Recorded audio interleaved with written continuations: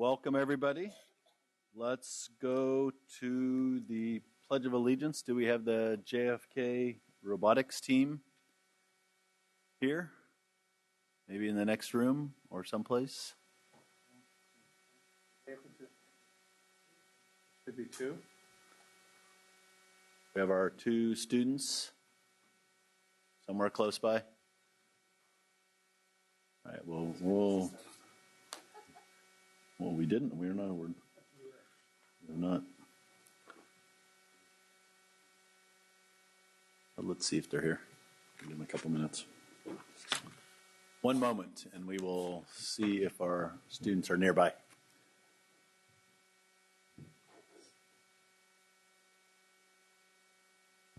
Oh, they're not coming. Well, wonderful. We will call on our student board member, Natalie. Please, would you like to lead us in the Pledge of Allegiance?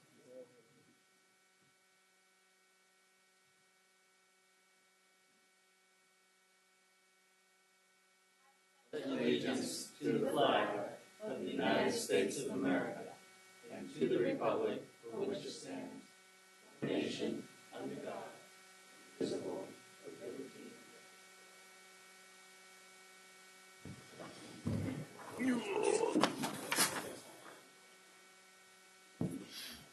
We have any announcements from closed session? I'll defer to the superintendent. Thank you, Jerry.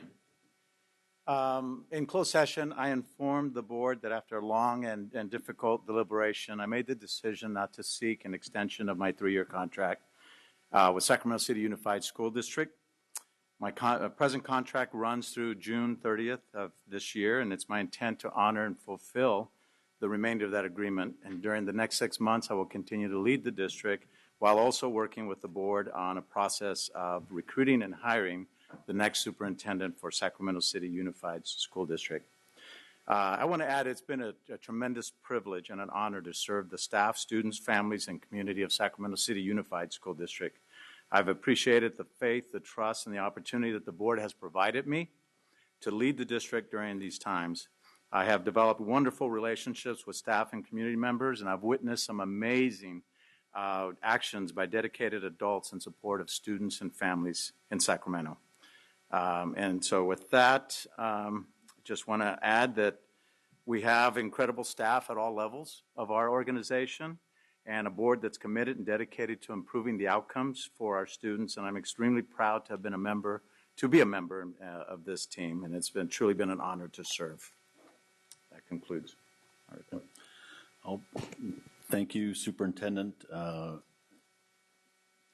We were very honored to have you as our superintendent to continue that going forward, and appreciate your dedication to the community. And I know we're going to have a lot more to say about that in the coming weeks and a couple months and moving forward, and very much appreciate the good work and the professionalism that all of us have shown working together. So thank you very much for that. We'll move on to the agenda adoption. A motion.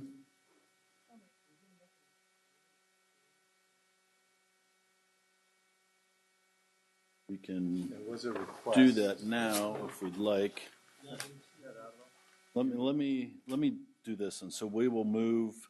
I'd like to move the facilities update to the first item, since I've been informed our hardworking facility staff, some of them have been up since 4 o'clock this morning. So I think it's only fair we let you go first, and then we will do the governor's budget proposal, and then we will finish with the SES presentation. Okay, all in favor? Aye. Opposed? Very good. We have our agenda. And we can move on to a special presentation. Dr. Taylor and Benita.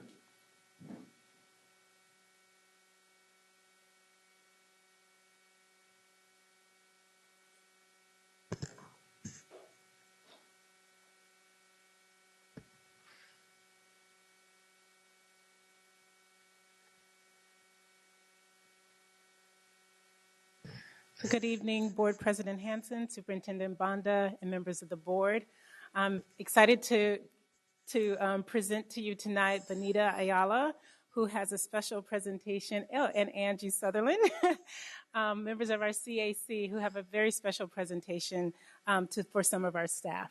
So I'm going to turn this over to Benita. Good evening, everyone. My name is Benita Ayala, and I'm the Vice Chair for the Community Advisory Committee.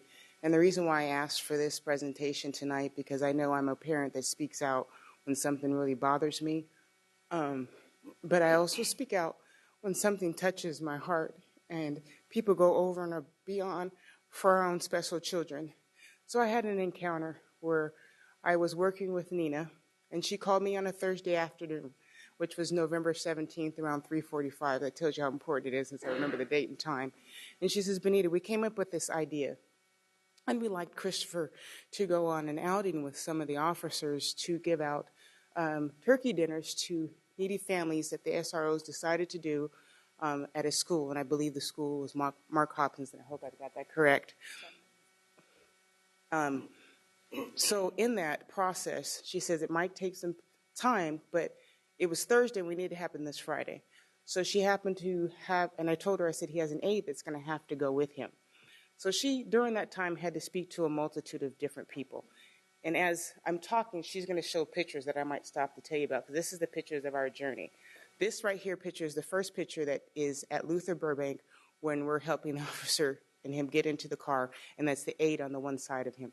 I was not there presently because I knew that my son might not get into the car, and this was an actual field trip, okay? So in that process, she had to call Becky Bryant, so I thank you, Becky Bryant and Dr. Taylor, for allowing this to happen to get approval. Along with that, she had to call the principal at Burbank, which is Mr. Peterson, who actually called me late that night at 9 p.m. So what I really want to stress is the fact that these people work after hours to make this happen in this conversation. And Dr. Peterson shared concerns with me before we wanted his particular student to go on this field trip. Okay, so after that happened, here we are on Friday morning. This is actually Friday. You can go ahead. So she's going to continue to pick through, and you'll see the pictures that happen through the day. That's Christopher, along with his aide, helping him to put his seatbelt on. So in that process, the officer, and I can't not pronounce his last name, so I'm going to say Officer Adam. So I asked his forgiveness prior to coming up here. And he called me. We spoke for 10 to 15 minutes. And what touched me most about my conversation with him is the fact that when he shared with me his own special child that he has from God, and I knew that my son would be okay because he had the compassion to understand what it was like to step out to help another parent, and I knew that he would understand whatever it is that he needed, however he needed to explain it to him, and how he took out the time to come to me and say, what is it going to take? What are you going to need? How does he act? How does he respond? And I told him, whatever you do, don't put the siren on because you're going to have a problem. But even when he got into the police car and they said, you have two of the things that he likes the most, hand sanitizers and Kleenex, the officer took him and put him in the trunk of the car, right? You can keep going. So then after that, having that conversation went for 10 to 15 minutes. He takes him into the car, and as they drive off. So as they're driving off, I'm sobbing and hugging his teacher like he's my husband. Because I'm like, oh, my God. He goes, I know, Benita, I'm so proud, too. So I thank Mr. Polo, too, which is his teacher, and Miss Tenner at Luther Burbank for helping to assist in this journey. You can keep going. There he is. Just so you guys know, he's here tonight, too.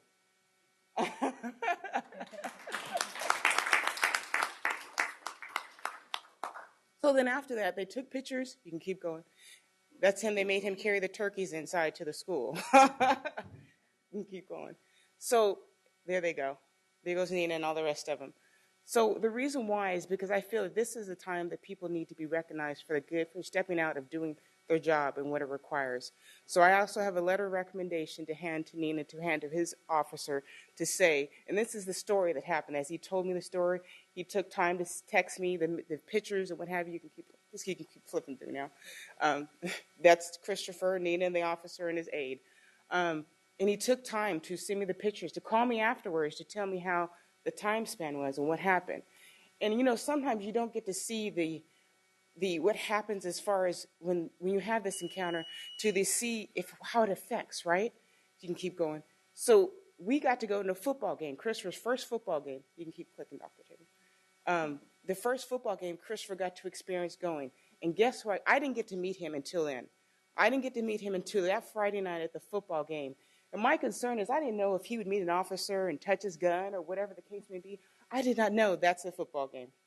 I did not know. But you know what he did when he saw him? He was like, yeah. You know? And I was happy because to me, it had an experience that showed that, you know, he don't know if he respected the uniform or what have you, but it was the person. It was the person. This guy, I remember him from earlier. And it was nice because we were surrounded by officers that were there at that time here. Oh, I didn't know that was in there. That's at the football game too, guys. And then that's the last one. That's his teacher. That's Mrs. Tenner. So I felt it was important. And if I'd asked them if they could please come up, Nina and Officer Adam, please. Because to me, you guys hear a boatload of things that are harsh, that are problems, but I got to tell you from the bottom of my heart that I am truly thankful. And today I'm a proud parent of Sac City Unified that these two stepped out of their comfort zone. And they're like angels to me to do this experience because we have so much negative going on with police officers and what have you. And I want our kids to learn. When I grew up, I knew that as a kid, that a police officer, man, that's where you go for protection. If I get letters from my mom, it's like, oh, I'm going to look for a police officer because they would get me home safe. I want my son to have that feeling. I want his other fellow students to have that feeling, to know that. And he gave that to me. And he gave that to my son. And I thought it was so important. And I thank Dr. Taylor again and Becky for allowing this to happen because I think it needs to happen for our kids. I'm not saying that all kids can get and do this, but Sac City needs to work on doing till you have a connection with these officers so other parents can come up here and tell you the story and sob tears of joy. I have plenty of tears of sorrow, but I'm happy tonight to cry for joy for what they have done. So thank you for this time. And I know Angie has a particular comment, and I just want to say thank you. I am so grateful. Thank you.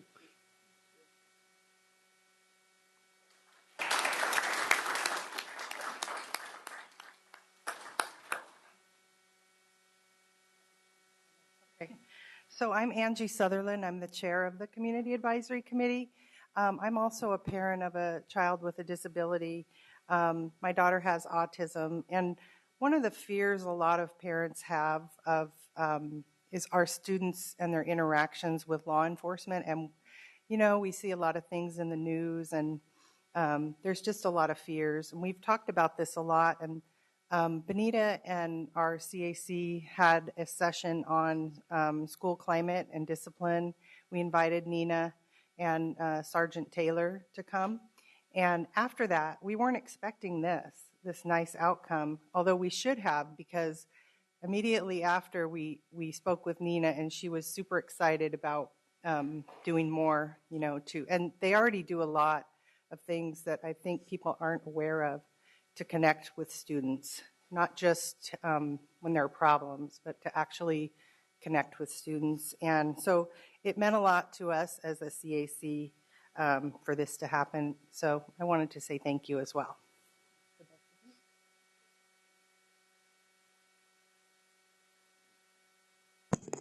Christina? I just wanted to say thank you to Benita. Thank you so much for bringing this to us. All right. It's okay. It's all right. I'll just keep this quick because I might lose it. Also, thank you. Thank you to, was it Officer Adam? Oh, okay. And Nina, thank you for offering to do this for her son. And I just want you to know that it's acts like that that make our district the best district. It's people like you that make our district the best district. So thank you from the bottom of my heart.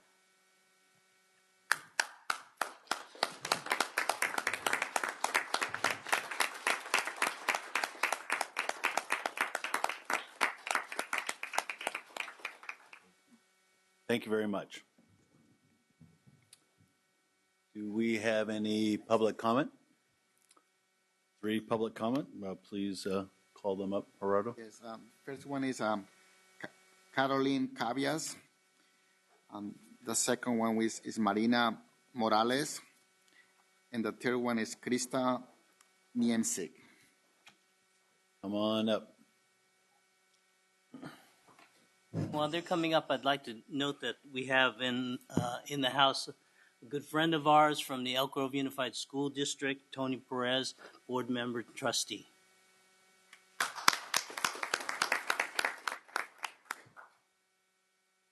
President, Hanson, board members, superintendent.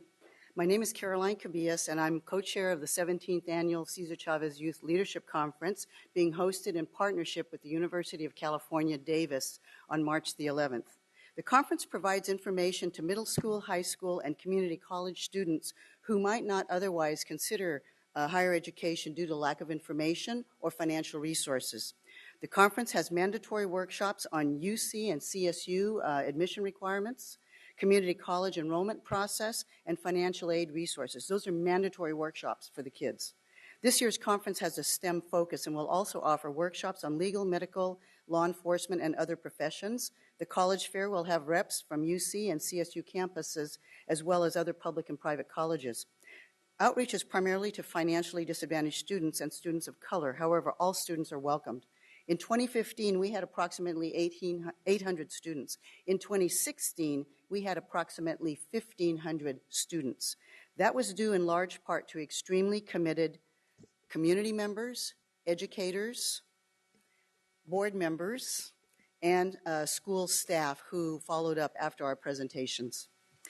Today, we're asking for your continued support for the following. Announce the conference at all of your schools.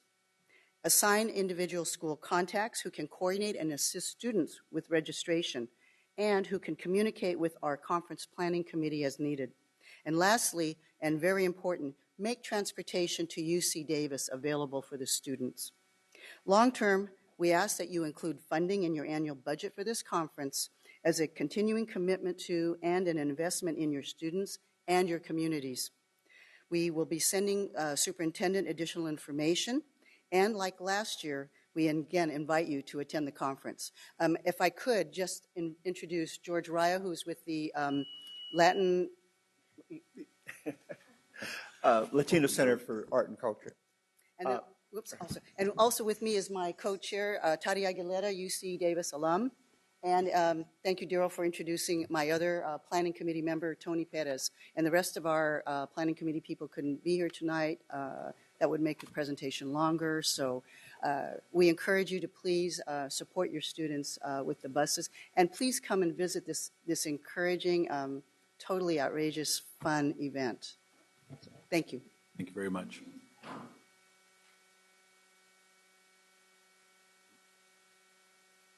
Who's our next speaker, Rhoda? The next speaker is Caroline Cabias. Oh, no, okay, sorry. Marina Morales. And the next one is Krista Niemczyk.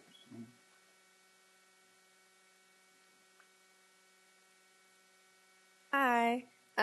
So my name is Marina Morales, and I'm a senior at Rosemont High School. I am the captain of the varsity cheer team and have been on the team all 4 years of high school.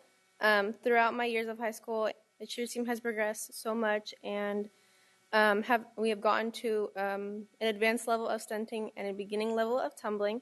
However, with this progression also comes a higher risk of injury, especially without the proper safety equipment. Cheerleaders are more prone to severe injuries when practicing and performing because, unlike other athletes, they wear no kind of protective gear preventing them from injuries. Competitive cheer will officially be implemented into schools as a California Interscholastic Federation sanctioned sport as of the 2017-2018 school year, along with all the other sports like football, basketball, soccer, and baseball and all that. So because it will soon be officially implemented into schools, cheerleading should receive the same type of treatment as these sports, which means getting the same proper equipment. As a part of my senior project, I'm hosting a cheer competition in order to raise money for our equipment that our team should have gotten years ago. However, because cheer mats are so expensive and are a minimum of at least $8,000, I don't think that the competition will alone raise enough money. So what I'm asking for is the district to possibly match the amount of money that is raised from the competition. Cheerleaders are responsible for paying for the uniforms that cost an average about $700, paying for extra activities that the team may participate in, and finding their own way to games because cheerleaders aren't given buses to away games. Cheerleading can easily cost each individual over $1,000, so the least that can be provided for them is proper equipment to ensure their safety. I just want to thank everybody for the opportunity to speak, and I look forward to hearing your feedback. Thank you. Very much. Thank you. Yeah, you're a board member, Christina Pritchett. We'll be grabbing you right off of to the side. And our final speaker, please.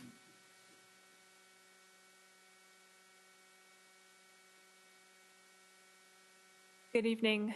My name is Krista Nimzik, and I'm with the California Partnership to End Domestic Violence. We're a statewide organization based here in Sacramento and working with programs such as My Sister's House and Weave here in Sacramento and another 200 programs all across the state. And the reason that I'm here today is to make you all aware of February's Teen Dating Violence Awareness and Prevention Month. This is a month to draw attention to the unfortunate fact that 1 in 3 adolescents will experience teen dating violence, and that this has tremendous impacts on not only their health and well-being, but also their academic achievement during their high school years and beyond. But I don't come here just with a message of staggering statistics and trouble. I come to also talk about healthy relationships and the important role that our schools have to play in making sure that our youth have the skills they need to form healthy relationships as they begin to date, and the incredible work that teachers, educators, and school districts can play in that work. So during February, we are doing a campaign around raising awareness through social media. We'll be doing lots on Facebook and Twitter and Instagram and all of those things. We have resources for schools and school districts on our website at cpedv.org. I have a few handouts here that hopefully I can leave for all of you if you may be interested. And we hope that the school board will join us during February in raising awareness about this important issue impacting so many of our youth. Thank you. Thank you very much. We have 2 folks who'd like to make a comment. Daryl, is your button on, Daryl? Okay, let's go to Michael. Dominic. I'm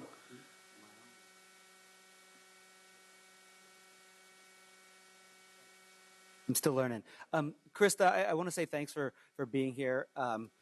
As you know, I ran the prevention education department at Weave for several years and did a lot of the prevention work here in the district. And a few years ago, I was standing there while Member Pritchett presented a resolution for Teen Dating Violence Awareness Month.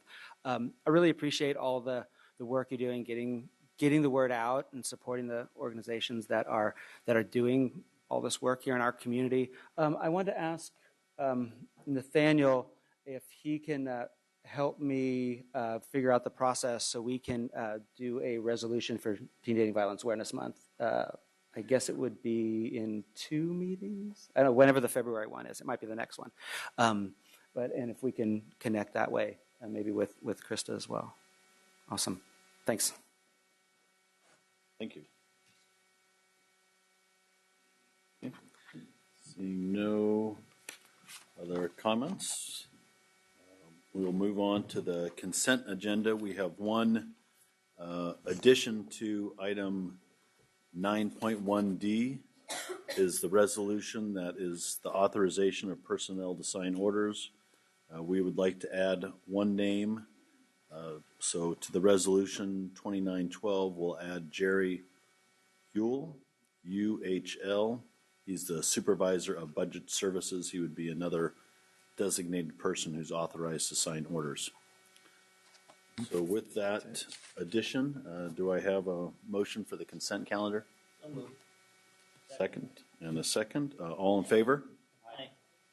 Very good. Thank you. Now we will move on to employee organization reports, CSA. Thank you. SCTA.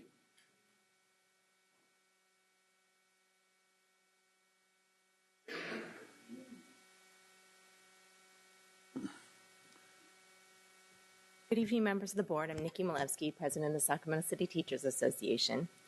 On the eve of a historic day tomorrow, one rife with anxiety for the majority of this country's residents, I want to applaud the leadership of the district for being at the forefront of progressive policymaking by voting to establish Sac City as a safe haven district for all of our students and families. And I especially want to acknowledge board member Jessie Ryan for her inspired leadership on this issue.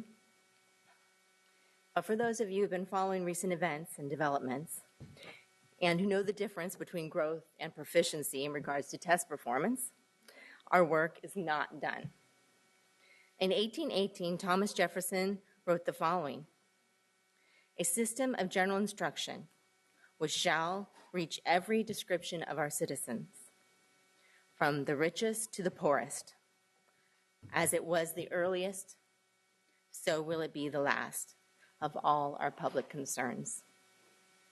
Whether the new Secretary of Education is Betsy DeVos or Michelle Rhee, the foundation of public education is under attack, particularly large, urban, economically and ethnically diverse districts like Sac City. Over the past several months, we have talked about our mutual goal of making Sac City a destination district for California. For the first time this decade, the district's enrollment has increased, ever so slightly, but reversing the long-term trend of decline. The district is in the best financial position it's been in its history. We have a tremendous opportunity to protect the foundation of our public education system here in Sacramento while making Sac City the destination district for California. In fact, making Sac City the destination district is the best pathway to protecting the long-term stability of our district. As our negotiations enter their final phases, we hope and urge you to provide the direction and leadership to the district's team to negotiate a contract which realizes both of our mutual goals of making Sac City a destination district. Towards that end, we want to report on a very positive development with the district and the Chief Academic Officer, Ivis Taylor. As many of you know, in November, after a lot of adversity, we reached an agreement with the district to establish a committee to review and develop the best methods for monitoring student progress, with a goal of making those measurements meaningful and useful while minimizing the ineffectual emphasis on standardized testing. Last night, our committee held its first meeting. It was very productive. We feel that for the first time in a long time, there was a true appreciation for the input and insight of frontline classroom teachers regarding how best to develop a system for monitoring our student progress. Now, it's true, we have a lot more work to do, of course. But if we can turn that corner so quickly and so substantially on an issue that just a few weeks ago was so contentious, the promise and possibilities for constructive work together are within our reach. Our goal over the next several weeks is to reach a contract settlement that puts us on the pathway of making Sac City the destination district for California and working with you to preserve public education here in Sacramento. Thank you for your time tonight. Thank you very much. SEIU.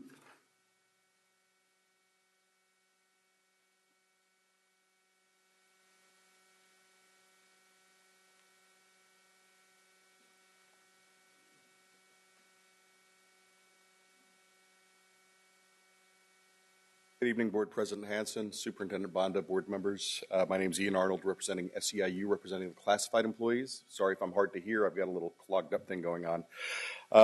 Let me start by saying I was sorry to hear that the superintendent is leaving. While we don't always agree, it's always been a pleasure working with him, and I think he was a good choice as a superintendent. That is not, however, the reason I'm here tonight. I have previously said that it's unfortunate that administrators in Sac City Unified School District are held to much lower standards than other staff. So I want to show you a very specific example. I have some information here about a situation that has been ongoing since May of 2015. And I'm giving you the timeline there. May of 2015, a classified employer notified the principal at Fernbacon that she was being sexually harassed, and that she was afraid of her coworker, and that she just wanted people to know that if something happened to her, what was going on. The employee was told by the principal that these things happen, and it's better to just find a way to deal with it.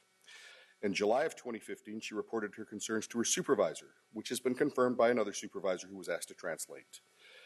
In late February of 2016, the employee complained to Human Resources. The employee's coworker also reported her concerns to the SEIU shop steward, Mike Beverly, in late March of 2016. On April 6th of 2016, SEIU raised the issue in Human Resources and asked where the investigation was. We were told it had been referred back to the principal in February. We asked what was happening with the investigation and were told HR did not know. Now that's 11 months from the initial sexual harassment allegation. On April 11th of 2016, the alleged harasser, on April 6th of 2016, we raised the issue. I had a little bit of a mini meltdown because I was pretty angry at this point. On April 11th, the alleged harasser was actually placed on admin leave pending an investigation. On May 5th of 2016, the complainant met with Christina Villegas from Human Resources with SEIU 1021 and a translator at SEIU's request. Excuse me. The complainant stated the principal accused her of being disloyal and not a team player because of the HR complaint and had set other employees against her at the Fern-Bacon site. The complainant asked for a copy of her February complaint and was told initially that there was no complaint and then was told there were only some notes. SEIU asked for the complainant to be placed on admin leave pending a safe placement for her, and we confirmed with the Chief Human Resources Officer that that would in fact happen. That's the first time the district acted appropriately in this entire process. On June 1st of 2016, the alleged harasser received a notice of proposed disciplinary action telling him that he had been essentially found guilty and would be placed or would be disciplined. He at that point stated that nobody had ever mentioned the allegations to him and he had never had a chance to rebut anything. He denied the allegations. Now, his written response actually was received by HR on June 7th of 2016, and this frankly is all the proof that anyone needs to determine that nobody from the district ever followed the appropriate sexual harassment allegation process. The June response also included many allegations from the alleged harasser about the dysfunctional atmosphere at Fern-Bacon, including some allegations that should have merited an immediate and full investigation. Those allegations include use of profanity and racist language, specifically the N-word, by supervisors. Principal allowing her siblings use of the gymnasium with no permit and no insurance. Administrators using the N-word at the school site. An administrator appearing after hours at a school site with a female companion, both smelling of alcohol, and telling staff that they needed to tour the staff lounge. Again, in June of 2016, Local 10-1 raised the concern over, one, the abject failure of the district to investigate the original allegations, and two, the refusal to investigate the allegations made by the alleged harasser. This continues every single month as we meet with Human Resources where we ask for a follow-up and we're being told the issue is in the hands of the area superintendent. On December 6th of 2016, we notified the district that this issue would be raised with the superintendent and that we would also be bringing it to this board meeting. On December 7th of 2016, we were notified that the area soup had investigated. In response to our questions, they acknowledged that the area superintendent had not talked to the parties making the allegations, but had simply asked the administrators whether the allegations were true. On December 8th of 2016, Local 10-1 forwarded the alleged harasser's written allegations, which were date stamped as being received by Human Resources on June 7th, along with this timeline. Late December of 2016, we were notified that the investigation is complete and that appropriate individuals would be notified. Today, January 19th, 2017, between 3 and 5 o'clock, we have verified with the original complainant that nobody at the district has asked her for any further information about her allegations. And we've verified with the person making the allegations about the dysfunctional atmosphere at Fern-Bacon that no one has ever asked him for any other information, such as dates, photographs that he claims to have, or anything else.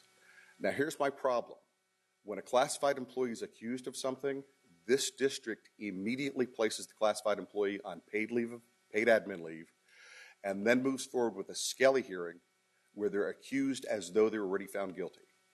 But when administrators have allegations leveled against them, they're simply asked, "You didn't do it, did you?" That is inappropriate. For those of you who've been on the board for a while, you know this is the first time I've ever come to you with something like this. I'm not happy. I've raised it with HR multiple times. I've raised it with the superintendent once.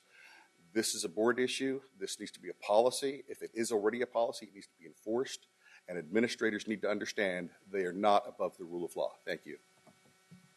Thank you for bringing this to our attention. I can assure you it will be addressed.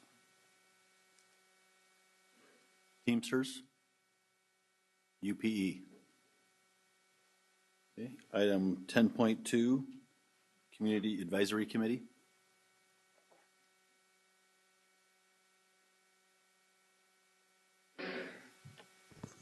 Hello, President Hansen and board members and superintendent. I'm Angie Sutherland, representing the Community Advisory Committee. You each should have a packet. First off, I wanted to say welcome again to Mai and Michael as new board members, and also Happy New Year to everybody else. And hopefully this will be a really good year for our students. So I wanted to share, for the benefit of Mai and Michael, the role of the CAC. We are established by California Ed Code. I've listed the Ed Code numbers here. The purpose is to be a local forum for active parent involvement in special education. And so what our CAC does is facilitate discussions and workshops, and we try to bring everybody from the district community together and discuss and learn about our educational programs, services, policies, and really look at the student outcomes and do our best to improve those. It also gives parents a chance to meet other parents and community members and get some really valuable resources that within the school district and also outside of the school district to help their children. Our meetings are the fourth Tuesday generally, and we do have workshops. They stagger the third Tuesday of most months. We don't have workshops every month. And we have some subcommittees. We have 2 ad hoc subcommittees. One is the Student Outcomes Committee, and the other is the Parent Engagement. It's a newly formed committee working with Kathy Morrison. We also have a standing subcommittee, which is our executive committee. It's the meeting of the executive officers. We do also have a bullying prevention work group, and we've been fortunate to be working with Principal Flores at San Brandon Middle School, and we're hoping to start some peer empowerment initiatives that will spread beyond San Brandon. So our events are open to everyone, and we encourage you as board members to attend. Our next meeting is Tuesday, January 24th. We'll be talking about mental health services and procedures here at Cerna Center. Spanish translation is provided on site, and additional languages can be requested. There's a flyer in here for that. And then we have a workshop in February, the following Tuesday, the 28th, and that's going to be about, it's in February. So the February workshop is February 21st, and it's on evidence-based practices. So to assist students in accessing the Common Core State Standards curriculum. We also have a meeting February 28th, and that's going to have a special topic on the IEP process and really helping parents to realize their role as an important member of the IEP team and also how to overcome barriers with that.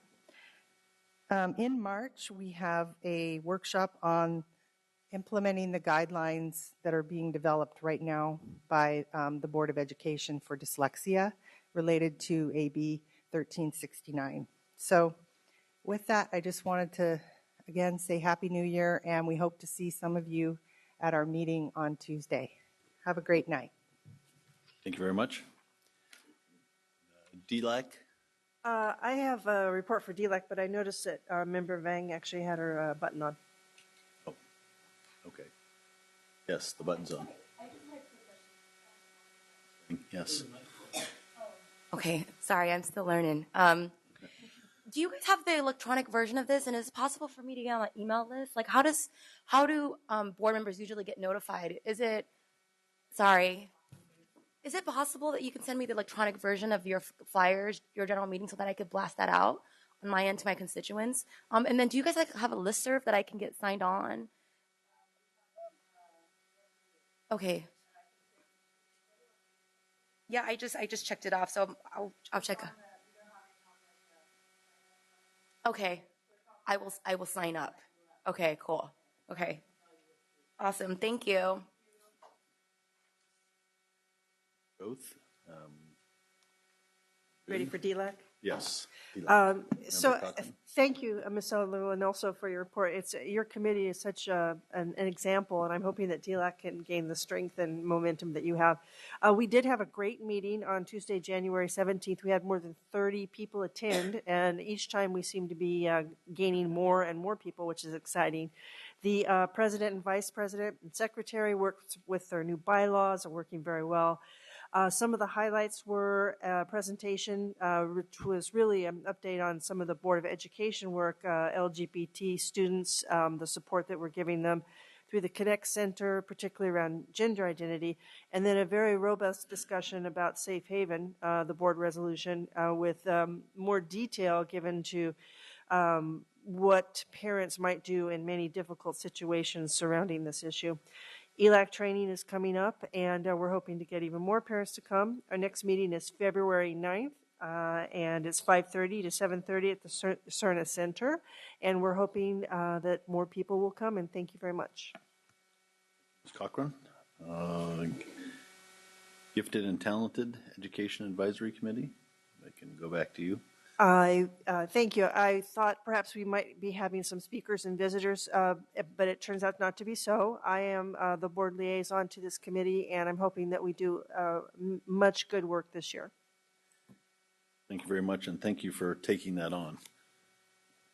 Indian Education Parent Committee. The superintendent's report. Thank you. As you know, we've been experiencing a number of storms, and the one last night was quite a severe one.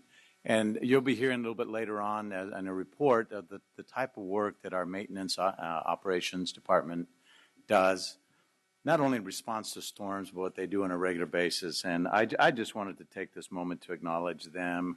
I know I see Barry's here, their director, but really wanted to thank you guys. I know you're out there 4 o'clock in the morning, checking schools and seeing what's going on. And that information is very key for us because we don't want students reporting to schools that don't have power, that don't have water, and that happened today in a couple of our schools. We want to make sure that we continue to provide safe, warm environments for students. So thank you for all you do on behalf of myself and the district and the board. You do amazing work. Also, with the inauguration tomorrow, we've been communicating out to our school sites. As you know, we passed the resolution on safe havens, but it's something that we believed in prior to that resolution, and we continue to believe that and live that. And just wanted to remind all of the school sites that we don't know what's going to happen in terms of the reaction. We do want to be mindful that students may have a reaction, staff may have reactions, and how they may be able to handle that in a positive way to allow the discourse, but make sure that it's positive and doesn't disrupt the learning environment. And also shared with them steps that they could take in the event that students wanted to, took the initiative to do a walkout. And we definitely don't want students putting themselves in harm's way. And then on a bit of a sad note, I received a notice today that Mary Wemberly, who served as a board member from 1990 to 1996, passed away yesterday. And I think some of the board members up here may actually know her or know of her. And I would like to request that when we close tonight's meeting, that we close it in memory of Mary Wemberly. That concludes my report. Thank you very much. I'll also concur with the great work of the facility staff.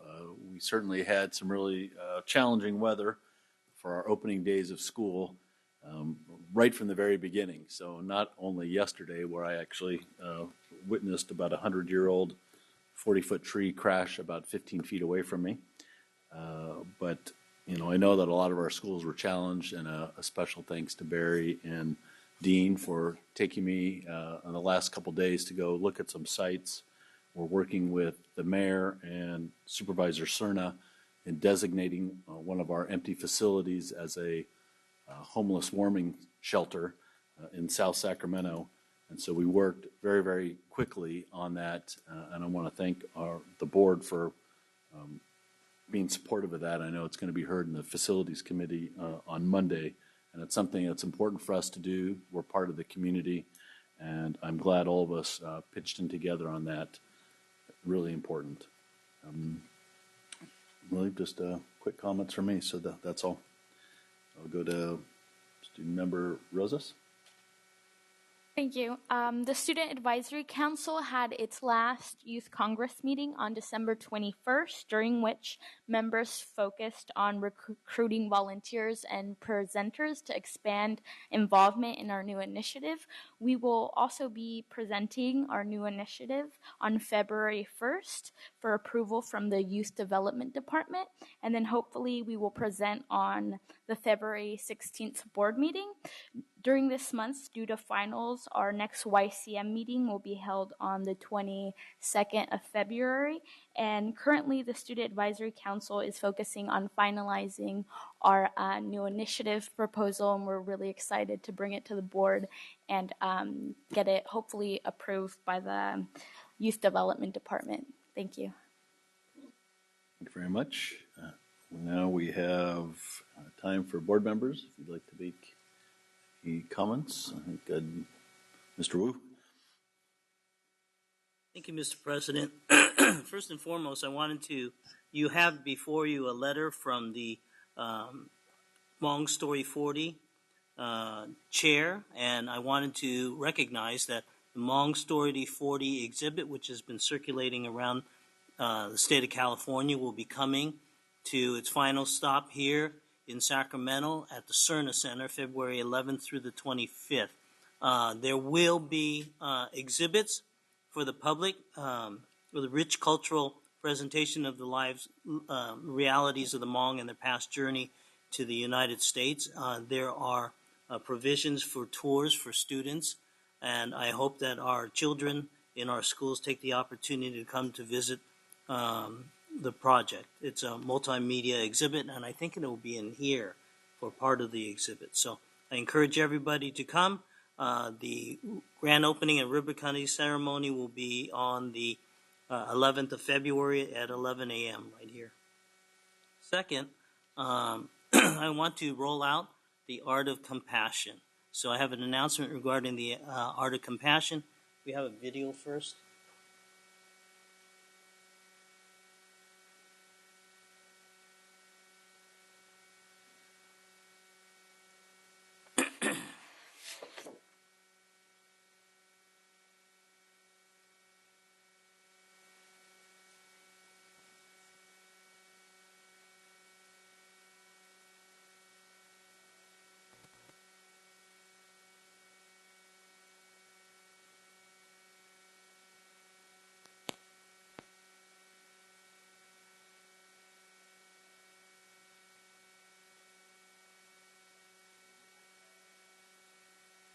For the living, make a little space, make a better place, heal the world, make it a better place, for you and for me and the entire human race.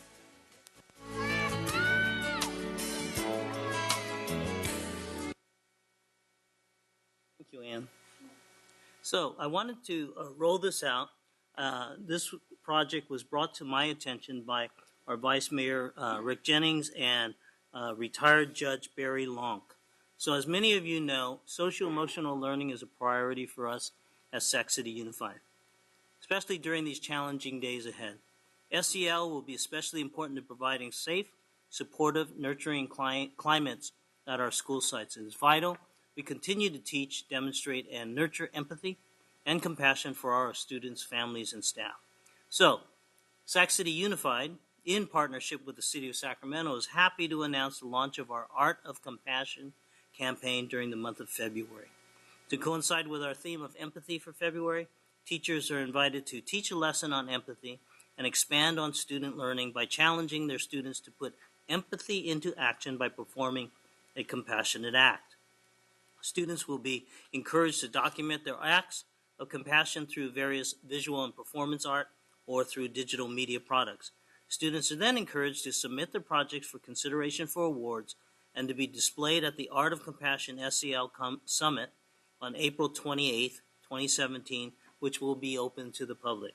So details will be posted on the district's SEL webpage, and we all encourage students in Sac City Unified to participate. So together, we can be a more compassionate community and support for each other. And I'd like to display here the poster that was created for this Art of Compassion project, which was a combination of works from many of our students. So thank you. I hope that all of you will participate. Thank you, Mr. Wu. Ms. Pritchett? Thank you, President Hansen. First, I know that the superintendent and President Hansen had thanked the facilities committee, and though we appreciate your work, I also wanted to recognize our school staff that were out directing parents. If you don't know, our phone lines were out as well. And so in my area, in the Rosemont, La Riviera area, our schools got hit pretty hard by the storm. We had several outages and school closures, and there was no way for principals or staff to reach parents to let them know that school would be closed for the day because of no power or no running water. So I wanted to thank the staff that was out there early this morning, guiding parents along, letting them know, and also thank you to the community for being patient as we work through this. Lastly, our group Shine that our board had a presentation on and approved at some of our school sites is now working with our young ladies, our young youth ladies at Wilsey Wood and Isidore Cohen. So I highly encourage our board members to maybe make a stop by. If you reach out to me, I can give you the dates that they'll be at the school, but I extend that invitation to you all. Thank you. Thank you, Ms. Pritchett. Mr. Minnick? Thanks. I just wanted to give a thanks to the folks out at all the schools I've been visiting. And this last month since the swearing in has been a little bit of a whirlwind. And so I was out at 14 out of 14 schools in Area 4 and then also Hiram Johnson. Some just a quick flyby, but most of them involved spending some time with the principals and going to staff meetings and school site councils and foundations and parent meetings, and I've just been blown away by the great experience I've had just going out and seeing everything in action and how helpful they've been to me as I try to learn this job. And so I just wanted to give a shout out to all those schools because it's this, there's a lot, to take in all at once, and to have their support and encouragement and honesty as I go out there, I really appreciate it. And so that was really cool. And that goes for the staff here at Cerner Center too, as I met with each of the cabinet members to get some background and had a lot of questions that only an amateur would ask. And I appreciate your not making fun of me and all the time that folks have spent to get me up to speed. So I just really appreciate the positive impact that I've felt. So thanks. Mr. Minnick. Ms. Cochran? Thank you, President. So David Lubin Elementary School in Area 2's designated STEAM school, and they really have started something unusual and something I'm happy to let you know about. They've established a speakers forum or a speaker series, and it actually started tonight with Bernie Marks, who is a Holocaust survivor, and he spoke about his experiences, but he mainly focused not on his experience in the camps, but overcoming adversity, keeping positive, and how to reach your goals.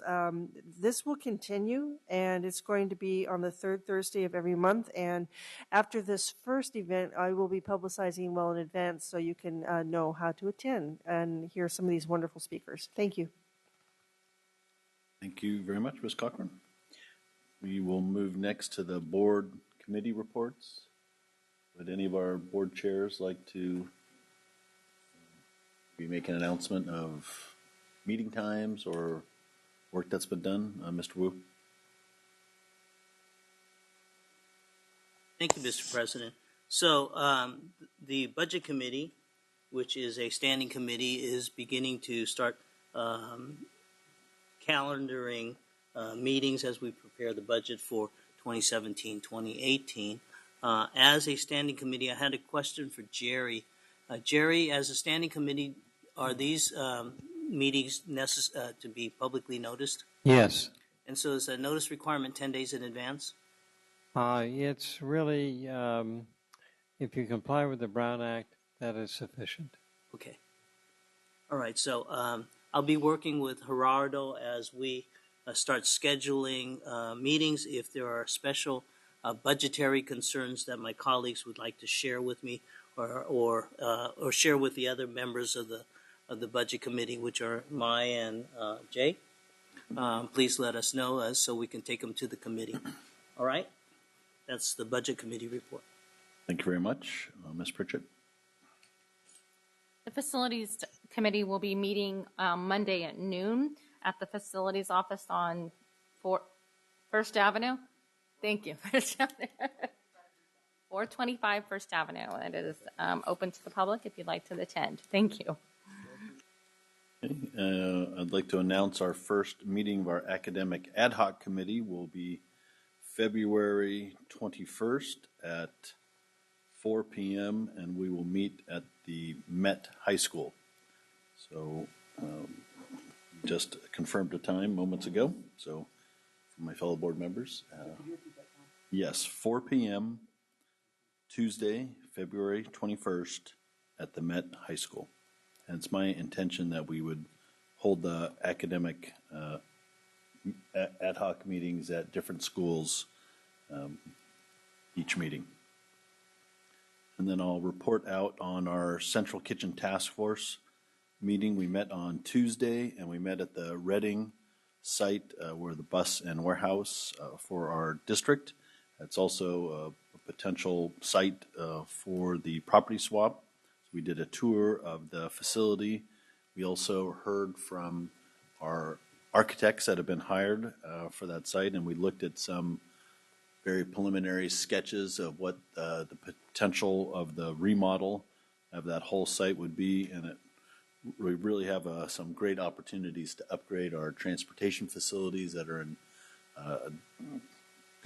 good need of some updating, as well as building our central kitchen facility. So I think everyone who is involved is really excited about the work that's happening there, and it's been a year and a half of slow and steady meetings to get us to that point, to keep that moving along. And it's really made me a believer that these subcommittees that we've established can really do a lot of good work and help the boards work in the time when we're not in these meetings, and make sure that it's an ability for us to bring in the community as well as the staff that are focused in those areas to keep us chugging along at a good speed. So with that, there's no questions. I'd like to call up Kathy for 11.1, our facilities update.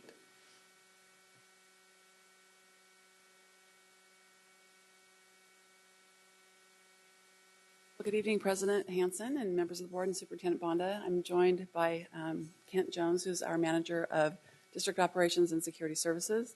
Wanted to bring him up and put him on the spot tonight a little bit for all the hard work that they've done. We do have a PowerPoint, but I'll kill a little bit of time.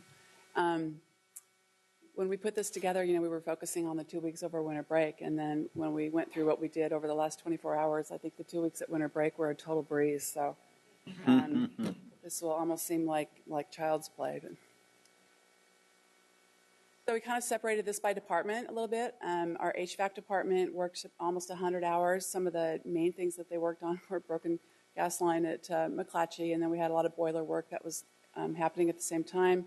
The sites with HVAC problems on the bottom there came about as a result of the guys coming in early to fire up everything the Sunday before school started so that we could make sure that folks had heating. So I think everything but one site pretty much got repaired. In the plumbing department, we worked over 40 hours, and they also contributed to the gas line repairs. And we had a couple of broken water lines, a couple of broken irrigation lines, some stuck heads that happened. Did a lot of preventative maintenance with storm drains, clearing out some of the stuff that's on our sites that wouldn't be picked up by the city crews, so that we wouldn't have or contribute to flooding on our sites. We also spent some time sandbagging areas that we know are prone to flood during heavy rains. Again, just some pictures that we took. I know that doesn't look like a lot of sandbags, but we kind of move stuff out of the way during school, and then they go back on. Hopefully tonight they'll be back on as well. On the left at Burbank is one of the broken lines that we had. In the electronics department, they worked at least 30 hours. We had over 25 fire alarm and intrusion alarm notifications. Some are kind of normal that we expect, some we don't.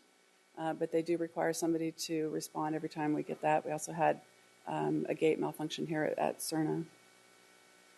And then our operations security and labor shop, which Kent is in charge of, worked over 73 hours. They do a lot of assisting with all the other issues that are happening there. And then just kind of silly things that slip past us when we're planning things are, we had a permitted activity at Yapashua and Cal Middle, but no custodian there to actually open the doors or work the site. So, we end up having to fill in for those services as well. Security responded to at least 85 alarm activations at various sites. Ironically, during the break, vandalism was pretty minimal, which was nice. So we did have one theft issue over at Oak Ridge. And then we have our usual animal issues where we have to call and they come out and take care of some trapped animals. We did have some flooding at Earl Warren. And then, as you know, and you've heard me talk a lot, we've had hundreds of trees that have gone down this year, which has been really sad. But over the 2 weeks, quite a few, and a couple of really large ones. Although today I think we got a couple. We beat it. We beat it, yeah. So these look like branches, really. So one at Lubin, one at Camellia. The one at Camellia happened literally the Sunday before school opened, or that Monday. So we got to it first thing in the morning before the kids showed up. This is one massive tree over at Pacific. And the picture on the right-hand side, I can't really blow it up, but Kent's actually standing in that picture. You can't really see him, but that's how big of a tree that was that came out. And we lost another one over there today, I believe. Yes, we did. Yeah. We talked about it yesterday. And yeah, so we're we should be selling firewood, actually. It would be a great idea. Using that for just a couple of other things that we do. Again, we know we're going to have some flooding at various places. So on the left is a picture of what Earl Warren looks like before we dug that trench on the right-hand side to direct the water away from the portables or the classrooms so that they don't ruin our floors. We were pretty successful with that operation at a couple of sites. And then I did want to say, before I ask Kent to talk about his folks a little bit, so I left my phone in my car last night, and I don't ever do that. And so at 10 o'clock or so, I was wondering where are my phones to plug in to charge. And when I went out to go get them and hit the button and it said 57 text messages, I'm like, oh my gosh, something is really happening. So that kind of started, for me anyway, and these guys had been at it a long time before that, the events of the last 24 hours. So I would like Kent to share a little bit about what's happened over the last 24 hours, what we've done, and then we do have some folks that we'd like to acknowledge for their work, not only over the break, but when we have events like this. So. Okay, so I would say that to sum up yesterday, I would say that I would call it the day of days. As far as my 35 years with the school district, I've never seen that many trees, that type of effect from the wind. And I think it's probably based on the drought that we've had for the last few years. It's probably put them into a stress state. But the fields are just flooded. If you get out and stand in these fields, most of these fields have an inch of water sitting on top of them. They're soggy as all get out. You can actually feel some of the trees rocking as the wind blows, their root base. So,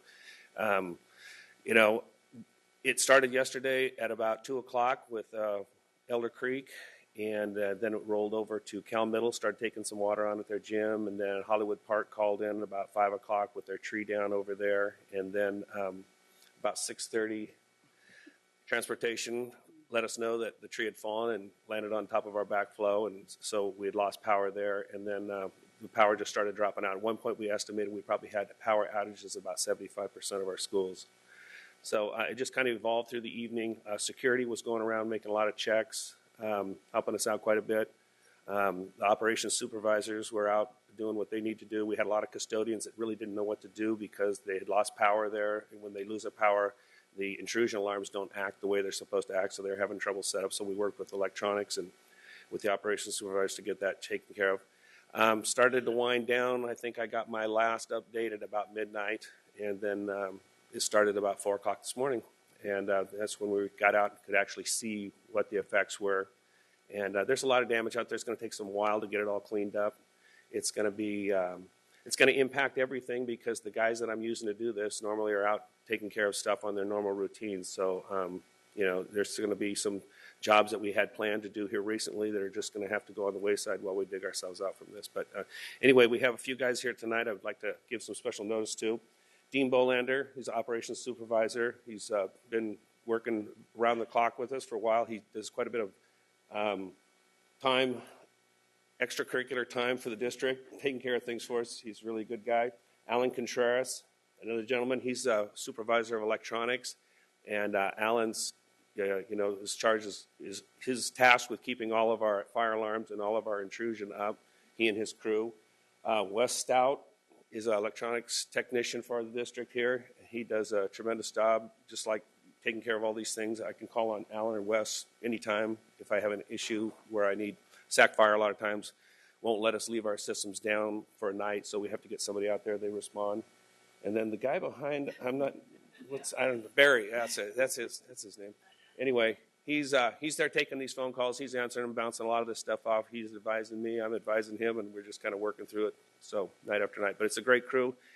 There's a whole bunch of guys besides these guys too. There's just tons of guys out there, and I'm talking about plumbers, carpenters, electricians, HVAC, painters, custodians, glazers, plant managers. They all do a fantastic job, and they really seem to step it up when we get ourselves in a situation like this.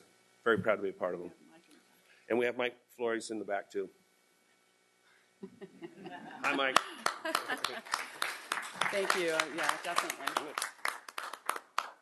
All right, with that, I'll take questions or just sit down. Very good. Well, Ms. Pritchett? Oh, any public comment? Okay. No. Thank you, President Hansen. Once again, thank you so much for all your hard work over the last, for what you do in the district, but especially over the last 24 hours. It sounds like it's been all hands on deck. And so I just have one question. Can you tell us of any schools that are still don't have any services, water, electricity? The last I had heard, the ones that I know as of about 6 o'clock this evening were Golden Empire, the Skill Center. The only two. Are the only two without power at this time. Do we have an estimated time that the... Last I heard it was 5 o'clock, but that didn't So come we don't true. know Yeah, if yeah, it will so be back that's right. up or not. But, Okay. Alan has his guys going out tonight, and they are going to change the batteries out in the intrusion and the fire, so those systems will be up. They'll be secure and alarmed. Plant managers were at the sites today. They're all locked up. We've gone back through and checked, so they should be tight. Okay. Can I ask that maybe, Kathy, if I could send out an order, I tell you guys to go home and get some rest. Because it sounds like maybe another storm's going to hit us and it's going to be upon us again. But can someone from the district please just let me know when what is going on with Golden Empire? Because I've been getting text messages and I've been talking to people on a community forum that is asking if school's going to be back in session. So that way I can let people know and maybe help out a little bit with getting the kids there, hopefully. Or what time we text I you? I do not care. It could might be be early this midnight, morning, 3 in the morning. You just let me know. That way I can give an update. But thank you again for all your hard work. Great job. I'm very, very lucky. Superintendent Bunda? Thank you. Again, I just want to thank you guys. I mean, I'm familiar with you guys. I've been out there with you visiting facilities. And it's nice to be able to recognize you because you do all the behind the scenes. Nobody ever sees you guys, but yet you're out there. This morning was very interesting. I kept getting a blow-by-blow of this school's out, water, power, and then later on it would be, oh, it's back up. So I don't know how you do it to spread yourselves out so quickly, or if you have a network that says, let us know the minute that something happens. But really greatly appreciated, trying to communicate that out to our parents and community as quickly as possible. But you guys do just awesome work and know that you're greatly appreciated for making sure that our schools are safe, welcoming, functional, and in being able to serve our students and our adults at each site. So thank you. Okay, thank you very much. Thanks, Krista. You guys can go home.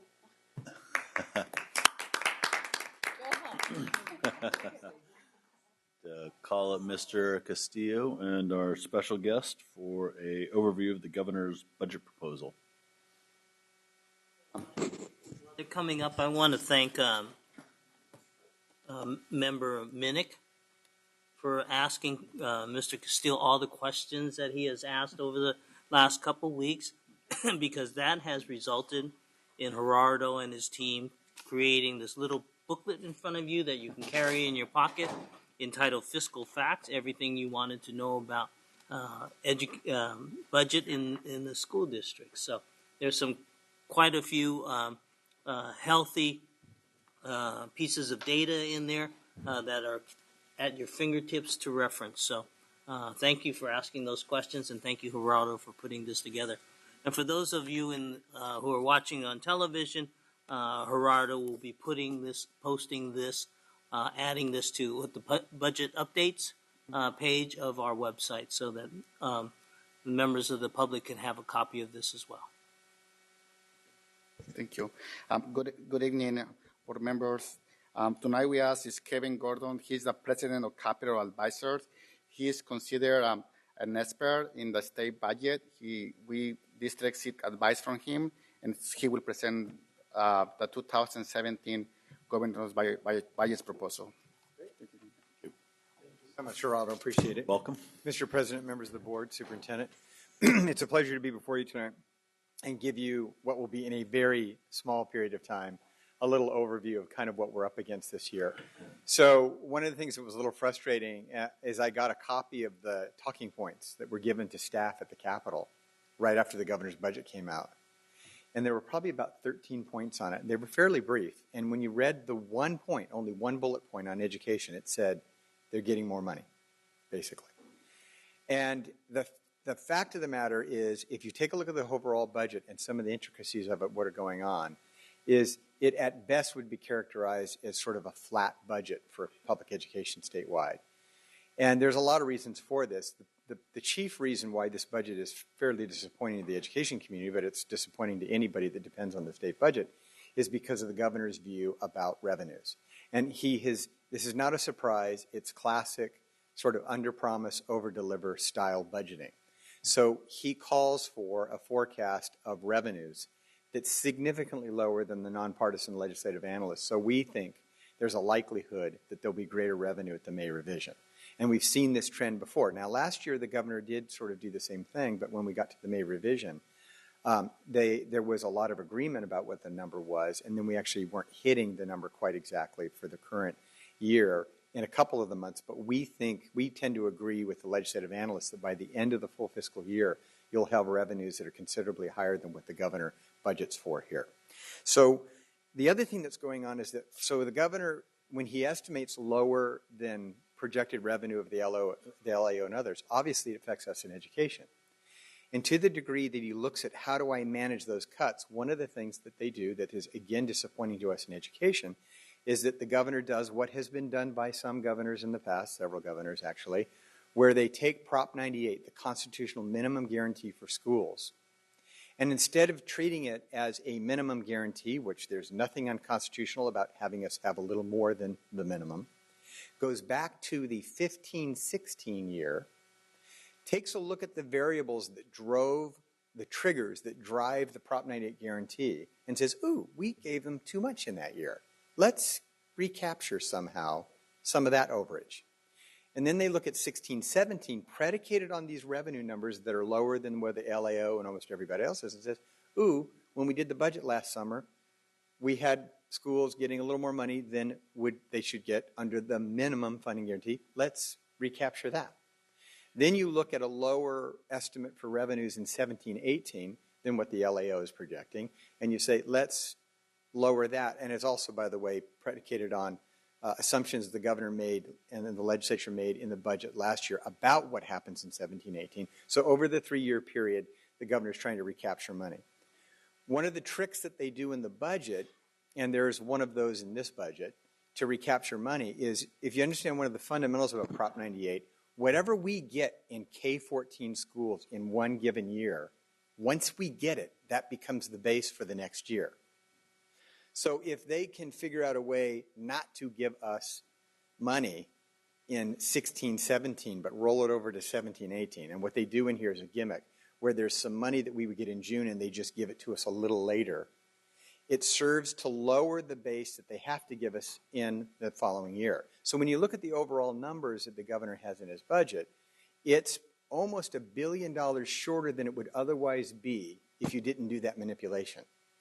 One of the things that the legislative analyst says is that if, in fact, the revenues come in where we think they'll come in, you actually wouldn't have to do that trick. And we will be about $1 billion better off than we'd otherwise be. That's something that we'd hope for. So that's sort of on the revenue side. Now when you look, sort of dive into the budget and look really what's for us and the implications, obviously, for the district here, what's real spendable money year over year that we get to work with? The total amount of money that's really spendable, we get to work with money, ends up to be about $744 million. That's it. Out of a $122 billion budget. That's the increase. And they characterize it as the COLA on LCFF. Now, the misnomer there is that almost all of us have been around long enough that when we used to get COLA from one year to the next, that was the amount of money we had to bargain with. There was the revenue limit COLA. Not anymore. What the COLA is the amount of money they inflate our aspirational target, where we're trying to get to. So if you're a district that still has some distance between where you are today and closing the gap, you haven't closed the gap yet, you'll get some money, but it's that money serves as chasing that sort of elusive goal of full funding.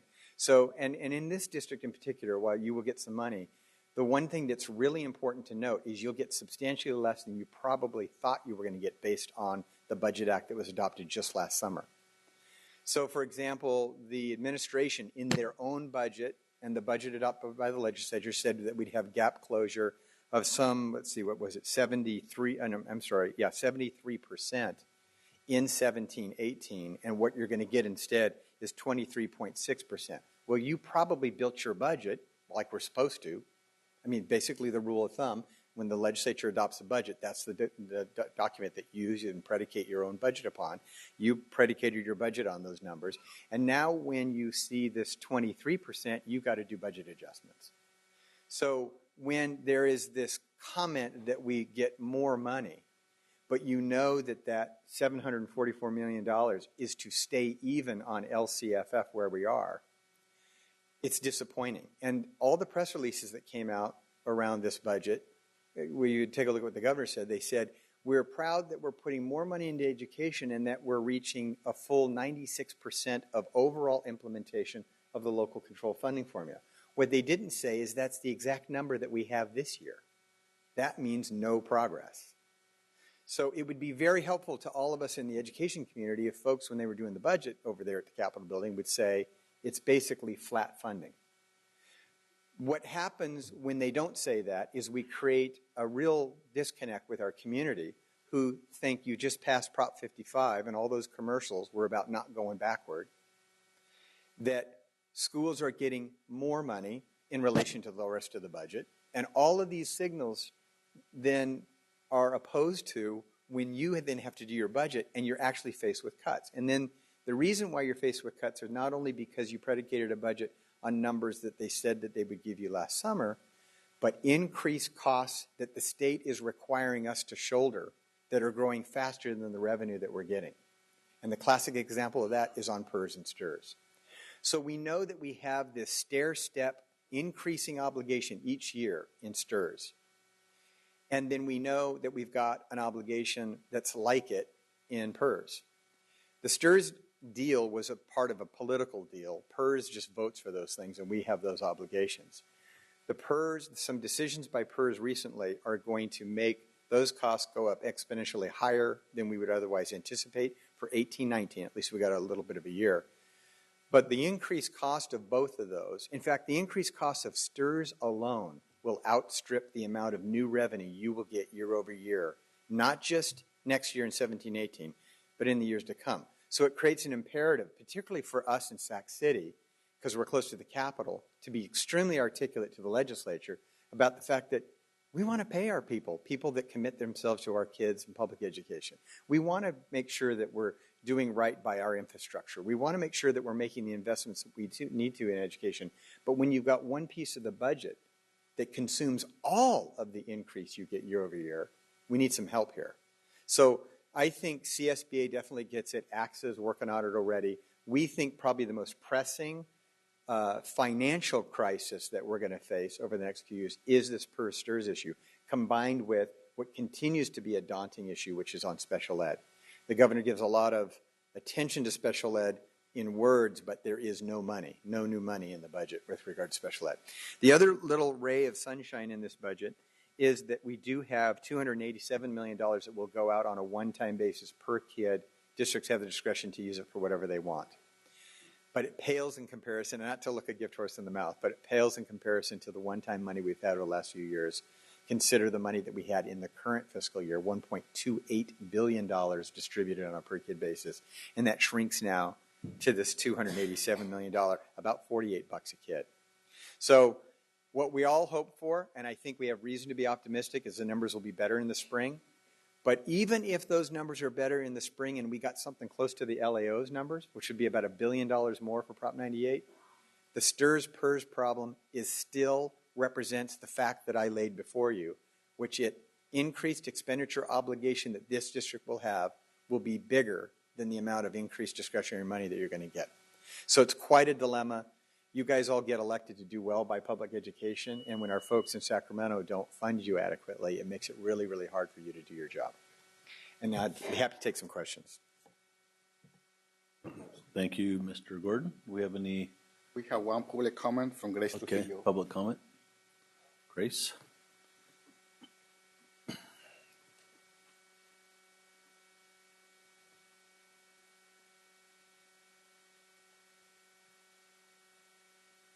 Good evening, members of the board and Jose Vanda.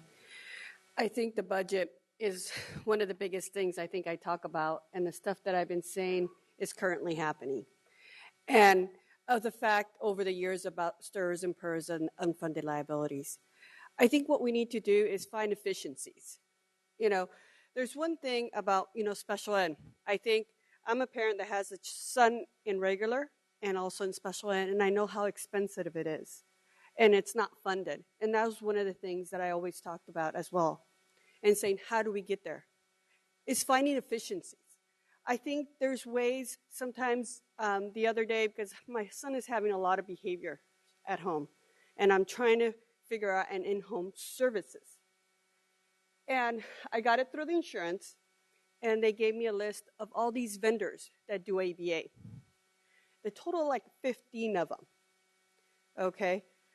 The school district only contracts with 2. That is not a good way of doing business. What you need to look into is find vendors that are willing to negotiate their prices. Also, when I called all those vendors, there's 15 of them. I was going to bring it in, but right now my house is a little messy because we're trying to get cameras and all kinds of stuff inside my house. There was 15 of them, so I took the time and called each one of them up.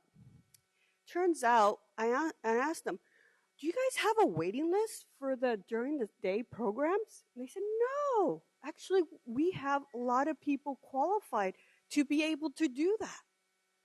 And I guess me and Angie were told, because I wanted my ABA to be changed probably around last year, and it took the district almost 6 months to change it because they told me they didn't have someone available. And I was really surprised that the ABAs, there's 15 different companies that you could use, and they don't have a waiting list. So please, as board members, look into stuff like that. I don't think a vendor for ABA should be considered the fact that they were at one point district employees and that they only contract with that employer or vendor. So I think ABA should be open to all the different ones, not just to 2, which is currently being done right now. So as parents, That's a way of efficiency of saving. At the same time, is what happening to that particular vendor is that they're just hiring people for the sake of hiring and charging a lot of money and not providing services. And what happens is with behaviors, if behaviors are not modified, they only get worse. And these kids end up in non-public schools, which are very expensive. So if you want any further information, I think I'm going to be sending you. It's just that I needed to look for it, and I couldn't find it with all the mess in my house. So thank you so much, okay? Thank you very much, and I'd recommend you send that to Budget Chair Wu, would be the proper recipient of that information. No other public comments. Do we have any board questions or comments? I have a question. Thank you, Mr. Gordon, for joining us today.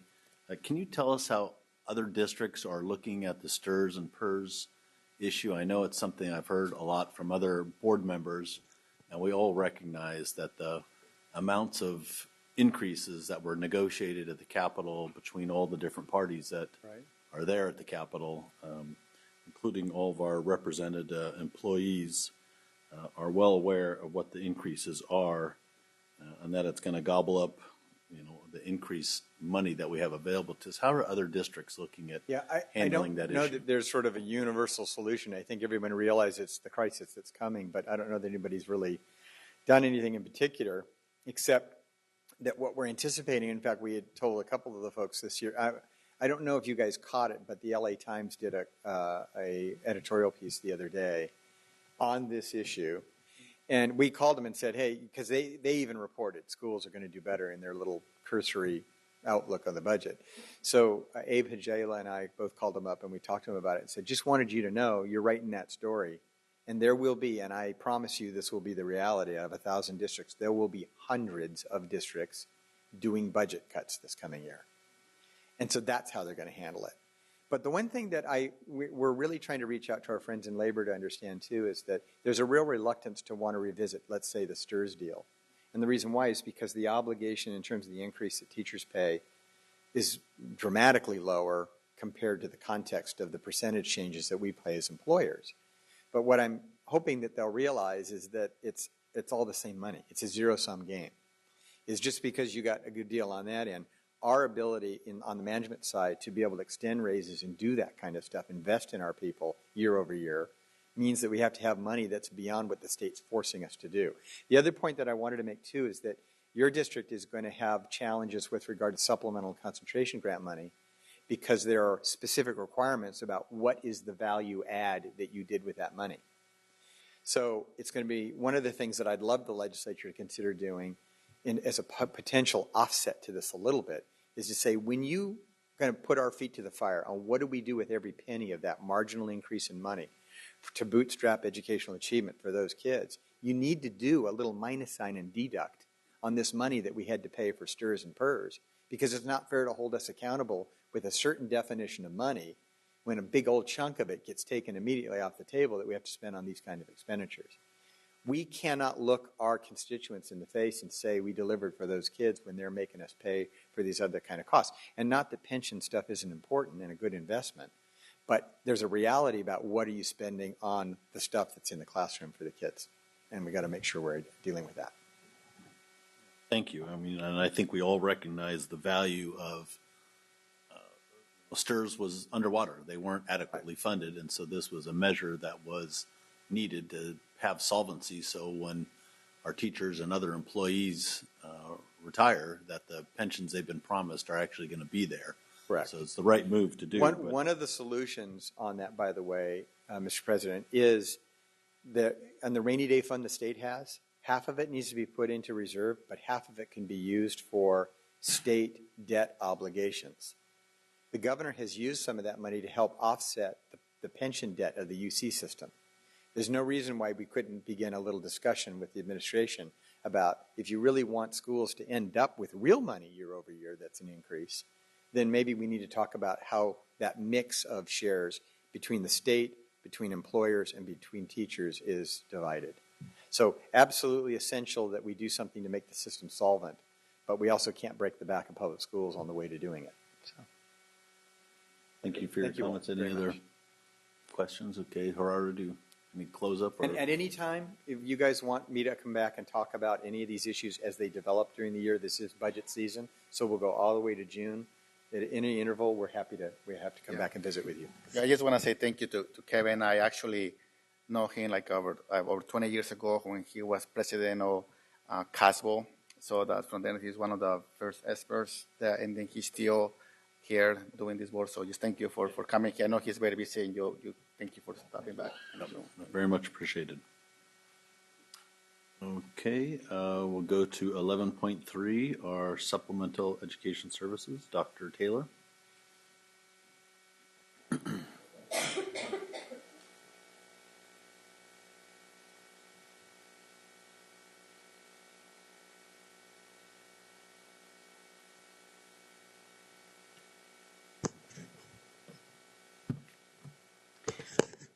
Good evening, Board President Hanson, Superintendent Bonda, and members of the board. My name is Iris Taylor, and I'm the Chief Academic Officer. And tonight I'm joined by Lisa Hayes, our Director of State and Federal Programs, and Kelly Odipo, our Coordinator of State and Federal Programs. And we're here to share with you the district's plan for supplemental education services for the 2016-17 school year. Tonight we will focus on the following. First, we'll provide an overview of supplemental education services, and we will then outline the changes to these services resulting from the transition from No Child Left Behind to the Every Student Succeeds Act. This will be followed by an explanation of the planned supplemental services for 2016-17. We will conclude with next steps. And actually, prior to that, we'll also outline our plans for parent and community outreach and then end with next steps. So I'll now hand it over to Lisa Hayes, who will provide an overview of supplemental education services.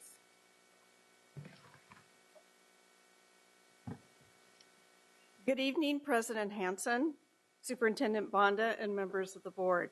I'm Lisa Hayes, Director of State and Federal Programs, and I'm going to share some of the background information about supplemental educational services, or SES, and some concerns about this program. Free after-school tutoring, known as SES, was brought to life by the No Child Left Behind Act, NCLB, in 2002. SES was designed to provide extra academic assistance to low-income students in Title I schools that failed to reach academic targets. Under the NCLB accountability system, targets were set for school achievement.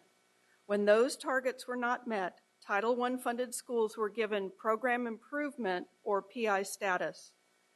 Schools in PI for 2 years or more were required to provide SES, which was funded by district Title I funds. In addition, SES regulations required that academic assistance was provided by for-profit and nonprofit tutoring agencies that were approved by CDE. There have been some concerns about the SES program. Over the years, SES regulations created a huge tutoring market, however, overlooked the importance of ensuring high-quality providers. Therefore, national research has found little benefit in the program as designed. States had no incentives to rigorously approve or remove providers, and districts also had no influence over provider quality or alignment to district instructional approaches or the school day instruction. 2016-17 is a transition year between NCLB regulations and the Every Student Succeeds Act, or ESSA. When the state submits an ESSA plan to the U.S. Department of Education and it is approved, we look forward to some major shifts in accountability. Some of the shifts or changes in accountability include the accountability system will be developed by the state rather than the U.S. Department of Education and will include academic as well as other measures of student success. It will be based on a growth model, and rather than PI sanctions, the state will focus on continuous improvement. SES has been eliminated in ESSA. Therefore, there will be a shift in how students receive academic support. This will allow capacity to serve students to be built at each school site through a systemic approach involving collaboration and multiple tiers of intervention. Until the new state ESSA plan is approved, some of the NCLB regulations are still in place, such as PI status at school sites. SES is still required this year in schools in PI Year 2 and beyond. However, the state eliminated most of the regulations and implemented guidance that allows for flexibility. Our district created an SES alternative supports plan and was required to use guidelines from the State Department of Education in developing the plan. The list of new SES guidelines is part of the state transition plan from NCLB to ESSA and includes that the district is expected to set aside a reasonable amount of Title I funds for academic supports. Intervention instruction is aligned with core instruction and monitored by state and local assessment tools. The guidance also allows flexibility in when and how the interventions are provided. In addition, districts may choose to work with external providers who must follow the same guidelines. Now, this slide has a quote from Superintendent Torlickson that speaks to his vision and hope that the transition plan will allow districts to create more effective and accessible programs.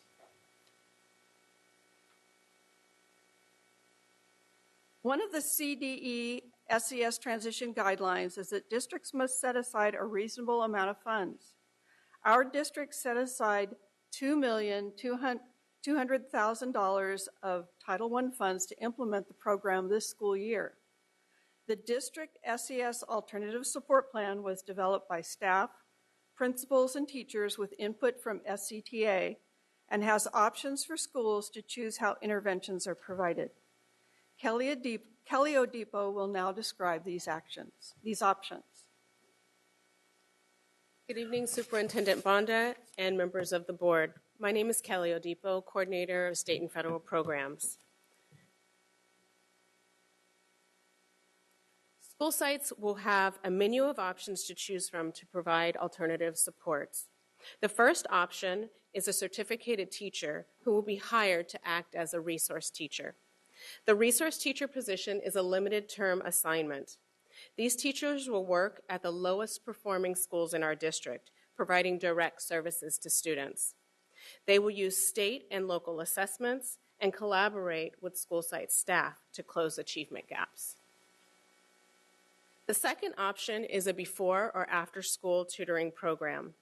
The school's teachers will provide Common Core aligned tutoring at least 2 to 3 times per week, and teachers will monitor progress every 5 weeks and communicate that progress with parents. Additionally, tutoring groups will be a maximum of 10-to-1 student-teacher ratio. The third option is a summer school option. The summer school program will be taught by certificated teachers. The program would be a 4 to 6 week program with a student-to-teacher ratio of 15-to-1. Utilizing common assessments, teachers will monitor and communicate progress to parents. In addition to assessments, teachers will utilize Common Core aligned district adopted materials for instruction.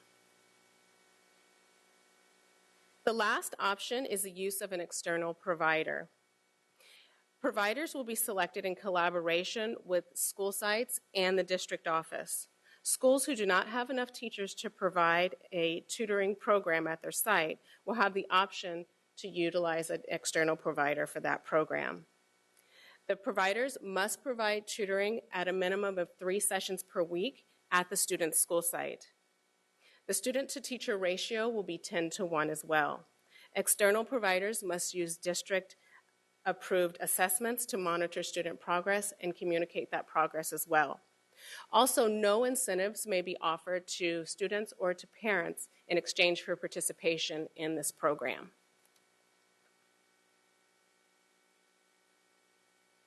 In order to reach out to parents in our communities to inform them about the Alternative Supports Program, various departments will assist us in informing parents. We will communicate with parents through the use of parent notification letters distributed to all eligible students in various languages, presentations to parent leadership meetings, and presentations at parent and community advisories, such as DLAC, CAC, the LCAP Parent Advisory Committee, and the LCAP English Language Parent Advisory Committee.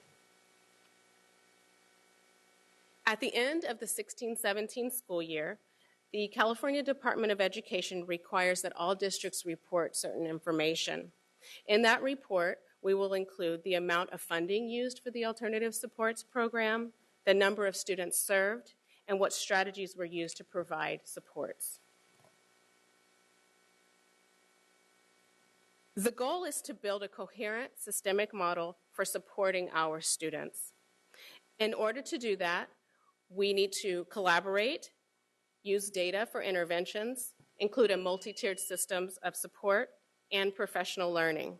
However, there are factors that must be considered, and those factors are fluctuating federal funding, clarity from the state regarding ESSA implementation, and changes in federal educational policies and priorities. That concludes our presentation. We will entertain questions after public comment. Thank you. Do we have any public comment? No public comment. Do you have any questions or comments from the board?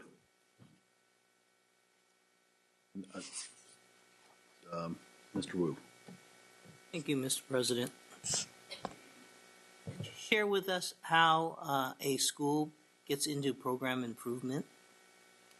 Yes, it's based on their performance on our standardized assessments from year to year.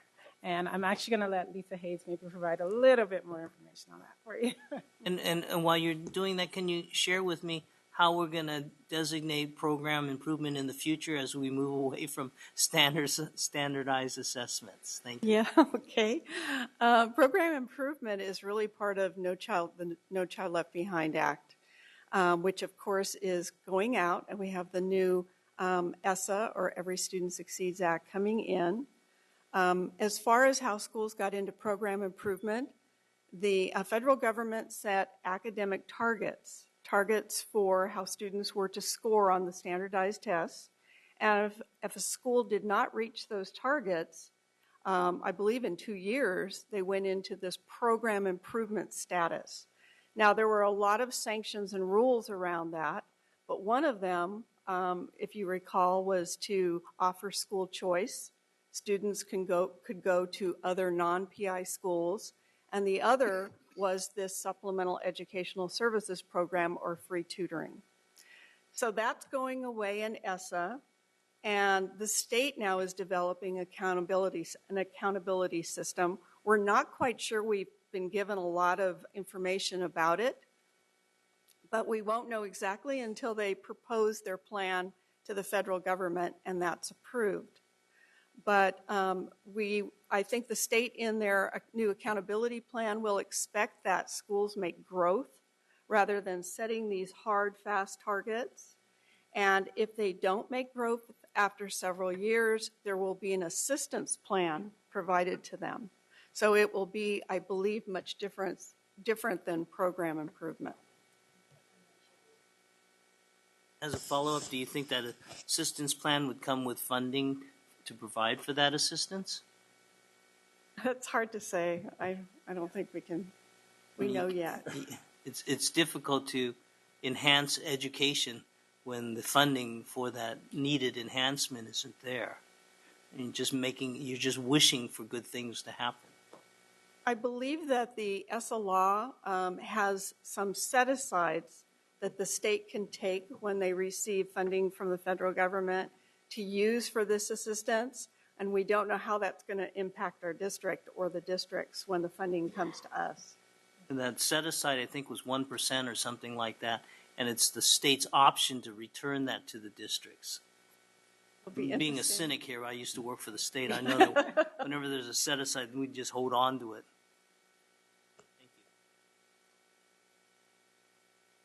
Do you have the list of the schools that are going to be the schools that are going to get the resource teacher? Has that been determined?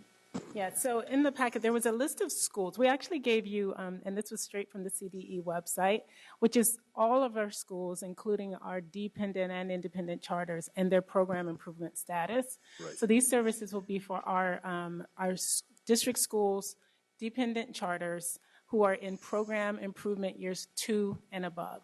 Mm-hmm. So all those schools have already received a resource teacher?